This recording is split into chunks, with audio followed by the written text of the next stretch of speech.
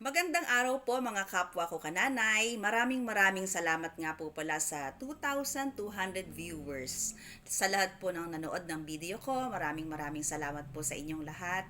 Sa mga nainis, sorry po. Sa mga natuwa, maraming salamat po. Usapang nanay again. Gaano ka ba ka-bless pagdating sa mga anak mo? Masaya ka ba? Kumusta ka na ba? Ayan, yan ang pag-uusapan natin o imamarites ko sa inyo o ikukwento ko sa inyo. Para sa akin, ang pagiging blessed sa pagkakaroon ng isang anak ay hindi lang nasusukat kung napatapos mo ba yung pag-aaral, nakapagtapos ba ng pag-aaral ang anak mo, napatapos mo ba, naibigay mo ba lahat ng mga pangangailangan niya, ayan, naiprovide mo ba lahat ng mga kailangan niya, napagtapos mo ba siya sa magandang eskwelahan? Ayan. Hindi lang naman natin masasabi na bilang isang magulang, hindi naman natin masasabing blessed na tayo kung napagtapos na natin siya ng pag-aaral. At hindi rin naman ibig sabihin na tayong mga magulang ay hindi natin napagtapos ng pag-aaral ang ating mga anak dahil siguro sa kakulangan na rin ng financial financial support or financially nagkukulang tayo kaya minsan yung mga magulang kahit gusto niyang pag-aralin yung kanyang mga anak, hindi rin napagtatapos. Hindi naman masusukat sa edukasyon ang pagiging blessed bilang isang nanay. Pero hindi ko naman sinasabi na hindi blessed yung nakapagpatapos ng pag-aaral. Siyempre blessed yan. Blessing yan. At saka, siyempre, is kagalakan bilang isang magulang na mapagtapos mo ng pag-aaral ang iyong mga anak at makikita mo silang successful pagdating ng araw. Yung may magandang trabaho, may magandang propesyon, financially stable, ay napaka-blessed at napakasaya bilang isang magulang na makapagpatapos ng pag-aaral ay napakasaya. Napakasaya ng pakiramdam ng bilang isang magulang. Ngayon, ang ikukwento ko sa inyo ay yung magkaibigan na nakapagpatapos ng pag-aaral at yung isa naman ay hindi niya napagtapos ng pag-aaral ang kanyang anak. Ayun. Kasi yung magkaibigan na yon, yung isa syempre financially stable, yung isa naman walang kakayahan na magpaaral ng kanyang mga anak. Dumating ang panahon na yung financially stable na yon o yung may kakayahang magpaaral ng anak ay napagtapos niya ng pag-aaral ang kanyang mga anak, naging maganda ang mga trabaho, ganyan. Pero lumayo sa kanya yung mga anak niya. Siyempre, may kanya-kanyang buhay na yon. Yung iba, nagpunta ng ibang bansa. Yung iba naman, may trabaho sa ibang lugar, ganyan. Walang naiwan sa kanya kasi lahat ng mga anak niya na yun naging successful.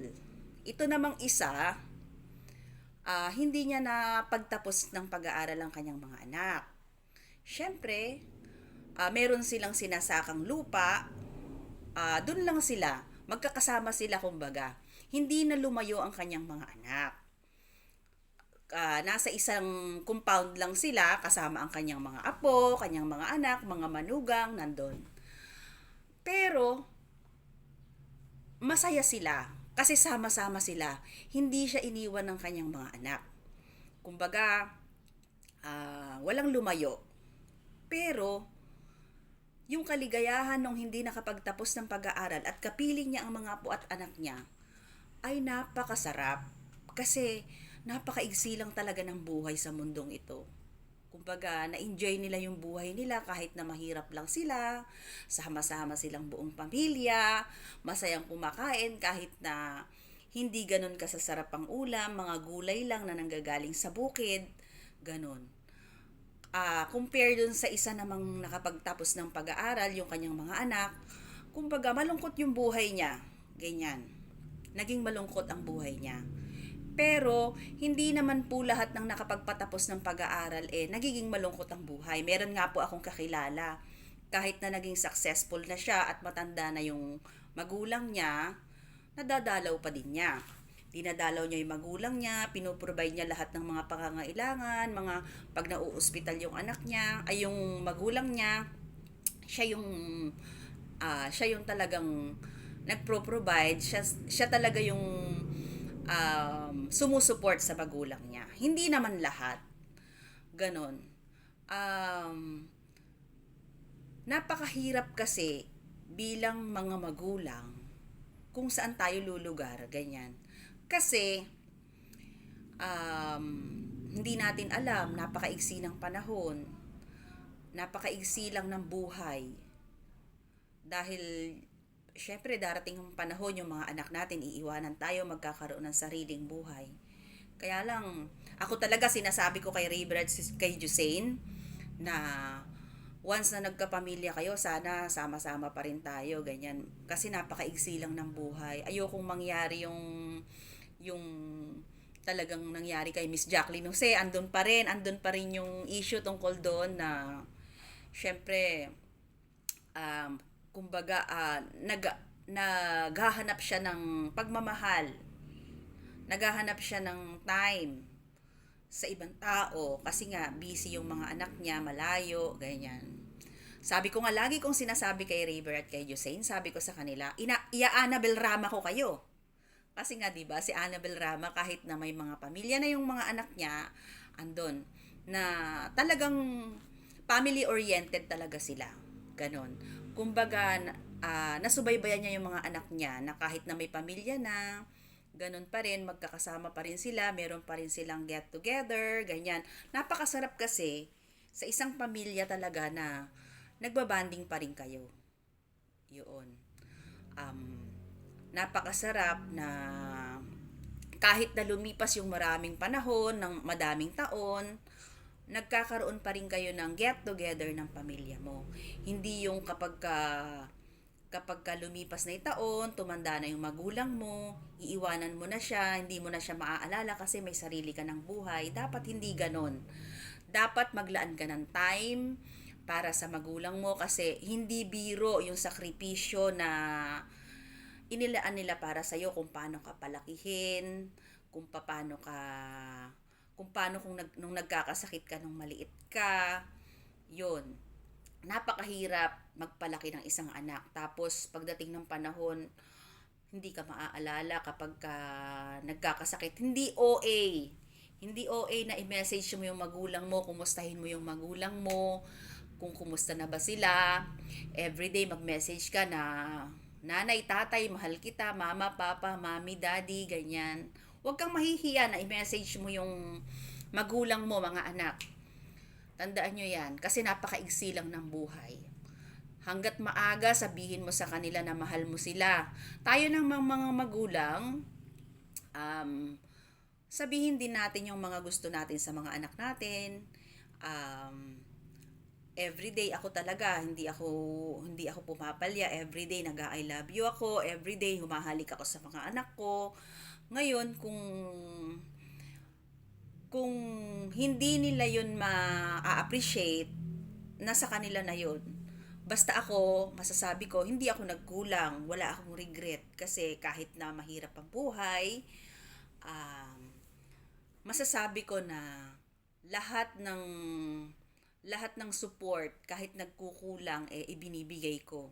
Nasa sa kanila na yon kung paano nila yun um, maa-appreciate, kung paano nila yun pahahalagahan.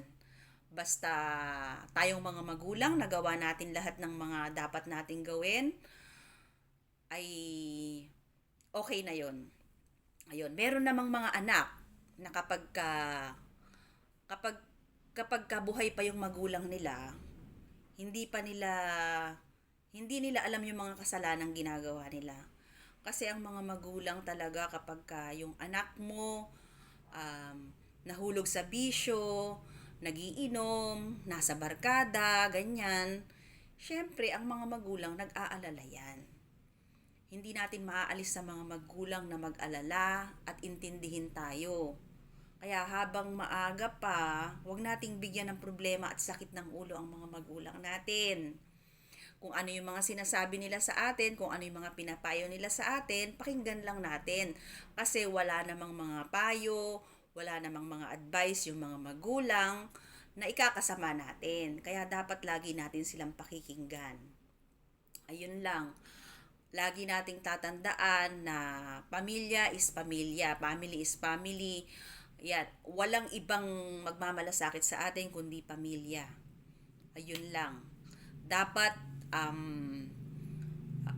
napakaigsi ng buhay, sulitin natin yung mga masasayang pagkakataon para maging masaya tayo. Huwag nating sasayangin yung mga pagkakataon. Ako nga, dati ang priority ko mag-aral mabuti yung mga anak ko, magkaroon ng mataas na marka. Pero ngayon hindi na ganun. Ang sabi ko sa kanila, ang pinakamahalaga, ang pinakaimportante maging masaya kayo. Maging okay yung mental health nyo, maging okay, maranasan nyo lahat ng mga masasayang alaala, kasi minsan lang yan minsan lang dumating sa buhay natin yan. Ayokong magkaroon ng sakit ng loob yung mga anak ko, although dumating kami sa point na gano'n, na nagkaroon ng sama ng loob yung mga anak ko, pero kinausap ko sila na maigsi lang ang buhay. Dati nga ayoko pang nag-a-absent. Dati nga, mag-review kayo, ganyan-ganyan. Ang sinasabi ko ngayon sa kanila, relax lang, kung ano yung alam nyo, kung ano yung kaya nyo, yun lang. Ganon. Mas priority ko na maging masaya sila. Mas priority ko na lahat ng ginagawa nila maging masaya sila. Ganon lang.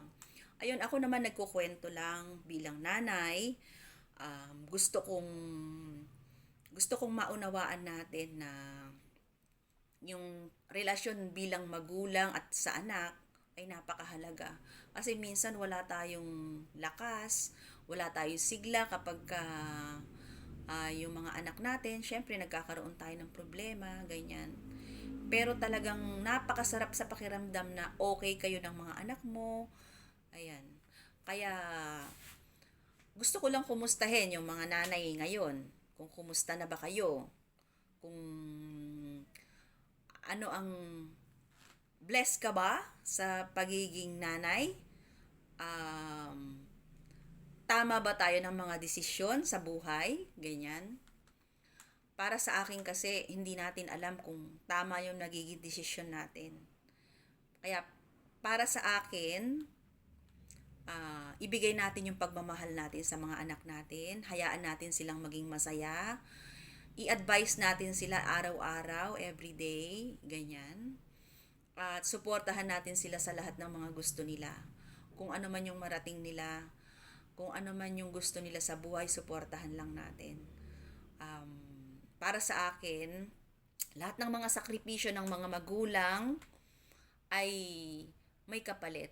Hindi man sa kanila manggaling yung kapalit, pero naniniwala ako na may blessing si Lord. Mahal niya tayo. Yun lamang po, and thank you for watching. Yun lang, at hanggang sa muli, bukas uli. Maraming salamat. Sa 2,200 na nag-views ng video ko, thank you po and God bless.